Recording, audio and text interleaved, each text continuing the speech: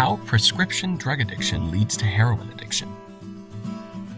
A common misconception is that taking prescription drugs recreationally is safer than abusing illicit drugs simply because they were prescribed by a doctor. However, the reality is that they can still result in severe adverse health effects. This is because prescription painkillers act on the same areas of the brain as heroin, so they too can lead to addiction, overdose, and death, especially when combined with other drugs or alcohol.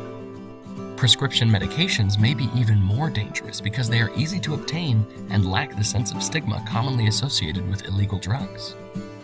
Furthermore, when prescription medications are no longer obtainable, the addiction persists and people turn to heroin for an alternate source of the high. According to the National Institute on Drug Abuse, nearly half of the people who inject heroin abuse prescription opioids first. This is likely due to heroin being much less expensive to obtain than prescriptions, so it's easy to fall back on when prescriptions run out. While addiction is a brain disease, it can be treated effectively. The type of treatment required must take into account the specific drug used and the needs of the individual. For treatment to be successful, detoxification, behavioral counseling, and medication may be necessary.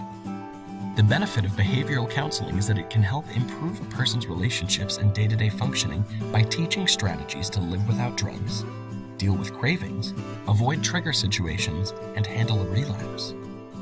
Along with counseling, pharmacological treatments are often used to counter the effects of the drug on the brain and behavior and can relieve withdrawal symptoms, help overcome cravings, or treat an overdose.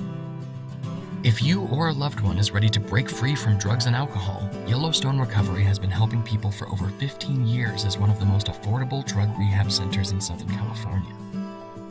For more information, visit us online at www.yellowstonerecovery.com.